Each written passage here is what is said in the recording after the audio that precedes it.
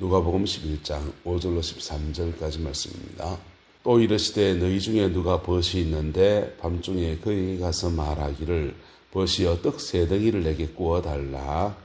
내 벗이 여행 중에 내게 왔으나 내가 먹일 것이 없노라 하면 그가 안에서 대답하여 이르되 나를 괴롭게 하지 말라. 문이 이미 닫혔고 아이들이 나와 함께 침실에 누웠으니 일어나 내게 줄 수가 없노라 하겠느냐.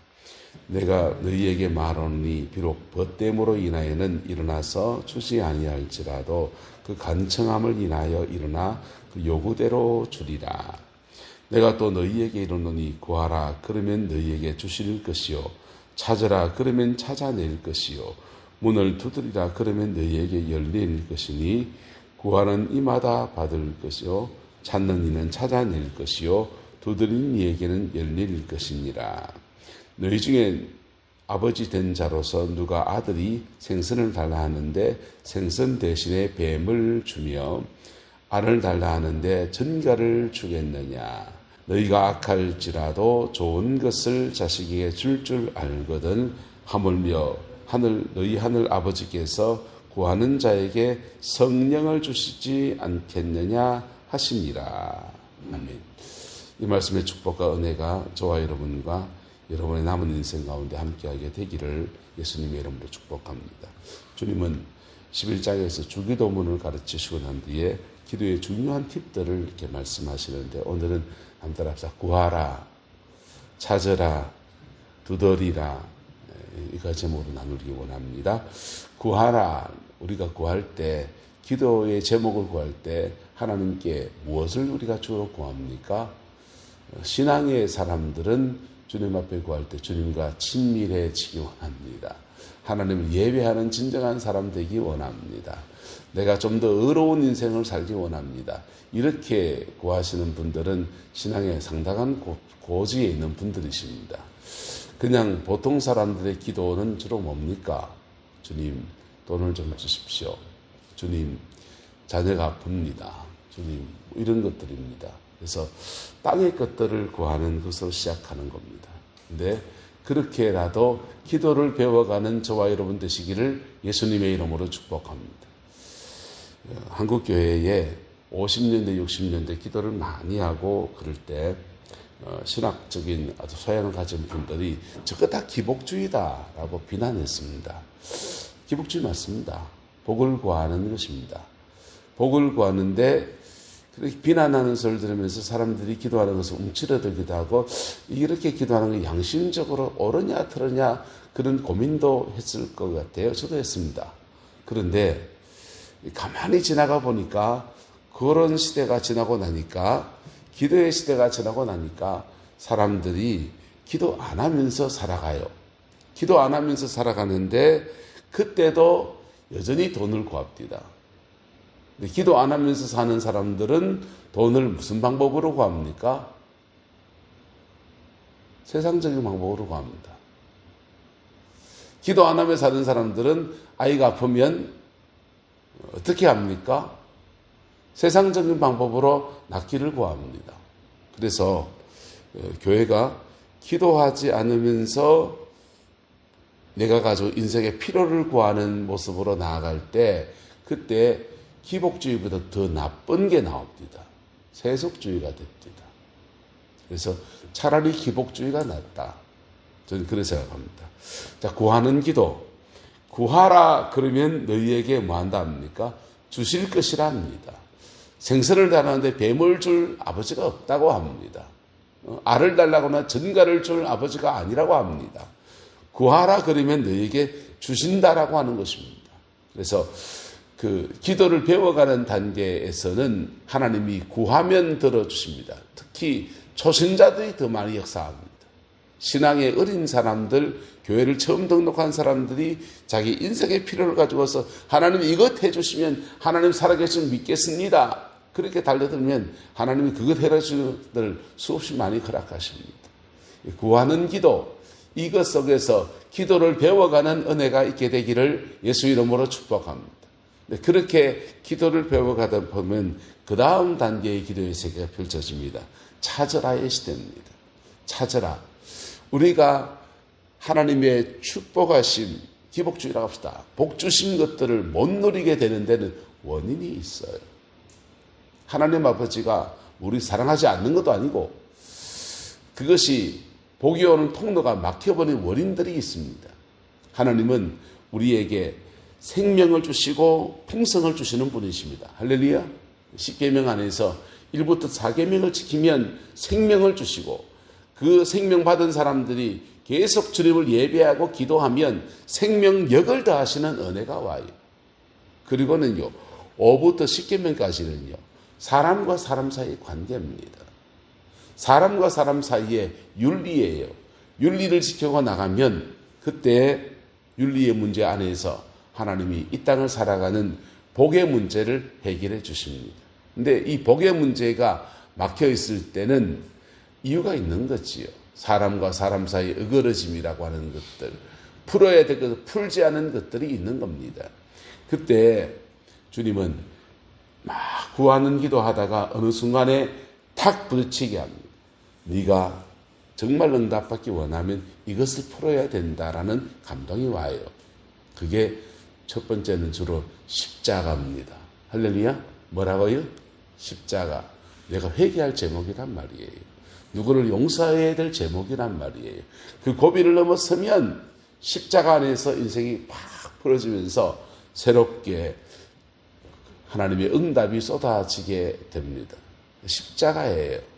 그런데요, 십자가를 지나서 구하는 것 속 하다가 보면 어느 때 되면요, 믿음의 받침돌, 믿음을 요구하실 때 있습니다.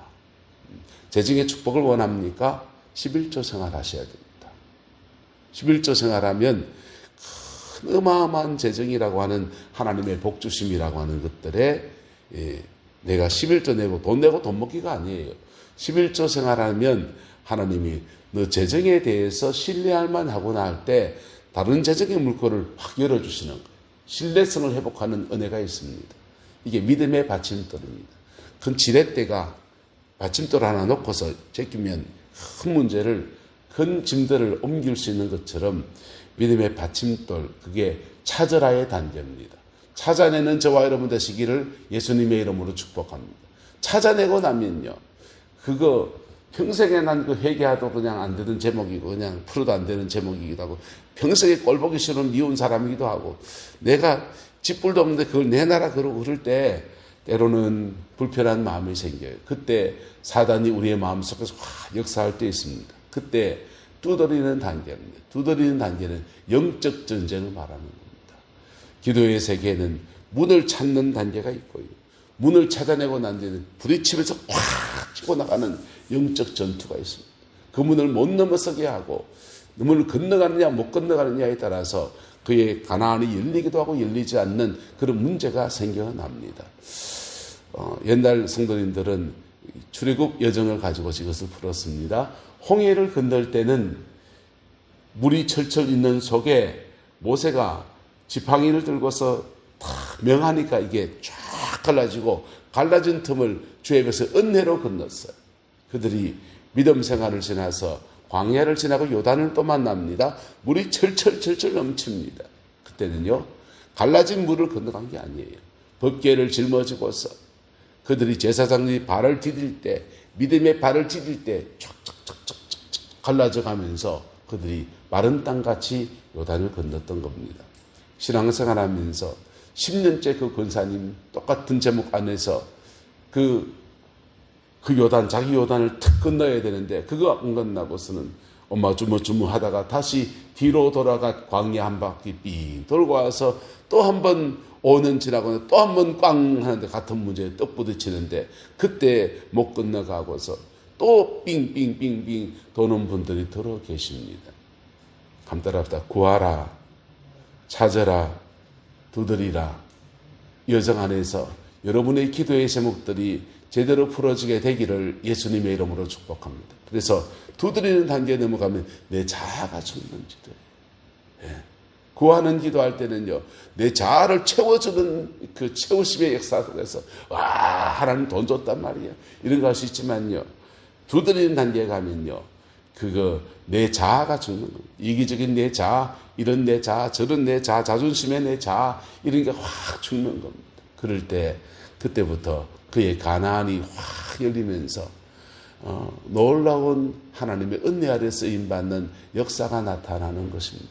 야곱이 베델 광야에서 하나님 만납니다. 하늘까지 이어진 사다리를 보고서 그 천사가 오르락 내리락 하는데, 그때부터 야곱이 외삼촌 라반의 집에 가서 품삯을 10번 바꾸는 그런 갑질 속에서 하나님이 기도할 때마다, 구하는 기도할 때마다 주님이 길을 여셔서 신풍나무까지 뭘 한다고 해서 됩니까? 근데 그게 되는 겁니다. 그래서 거부가 되는 축복을 누리게 되는데, 그가 그 응답받고서 이제 고향 땅 가서 편안히 살아야 돼요. 형님한테 아버지 재산 다 줘도 되고 나는 그냥 내 몸뚱아리만, 내 자식과 지금 주신 것만 가지고도 충분하니까 이래 잘 살았으면 좋겠다 하러 고향 갑니다. 고향 가는데 그에게 넘어야 될 산이 하나 있습니다. 그의 요단을 건너야 되는 겁니다. 그의 요단.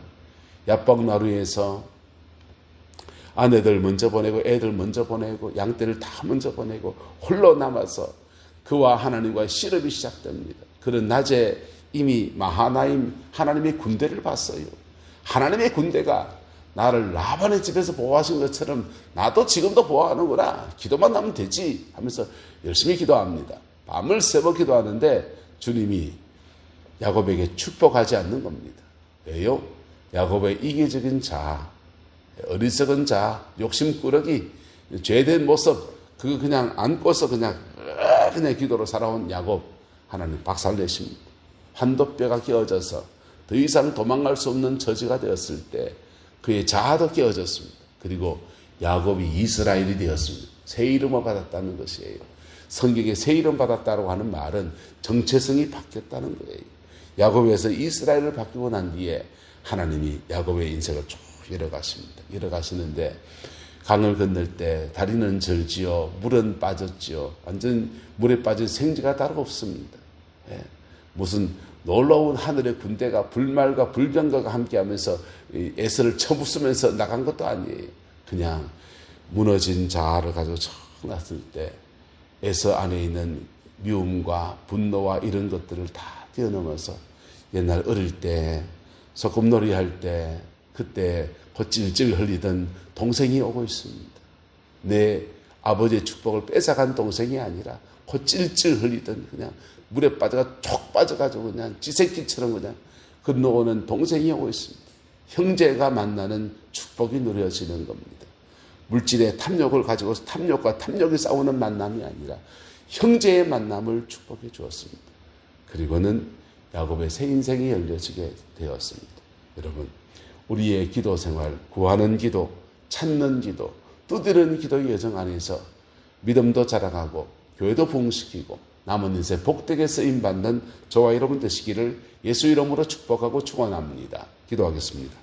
좋으신 아버지 하나님, 오늘 구하라 찾으라 두드리는 말씀으로 함께 도전합니다. 주님, 내 안에 이 간절함이 있게 하옵시고 우리 안에 이 간절함이 있게 하옵시고 영적 전투를 지나가는 믿음의 여정들이 있게 하셔서 하나님이 주시는 원리 안에서 기도의 응답을 받고 남은 인생 복으로 쓰임받게 축복하여 주시며 사명 감당에 내는 은혜가 있게 역사하여 주시옵소서. 금주간에 경주에서 에이펙 행사가 있습니다. 세계 정상들이 모여서 국제적인 현안들을 함께 나누고 의논하는 중에 하나님 남북 간에 평화가 오게 하옵시고 회의 모든 진행하는 중에 휴전선의 모든 것들로 조용하게 하시고 이 나라 이 민족을 안정되게 하시는 은혜가 있게 축복하여 주시며 나는 어제마다 아버지 세계의 복이 되고 우리 민족의 복이 되고 이 경주 땅의 축복이 되게 하나님 역사하여 주옵소서. 여호와께서 한없는 은혜와 사랑으로 함께해 주시길 원합니다. 예수님의 이름으로 축복하며 기도드리옵나이다. 아멘.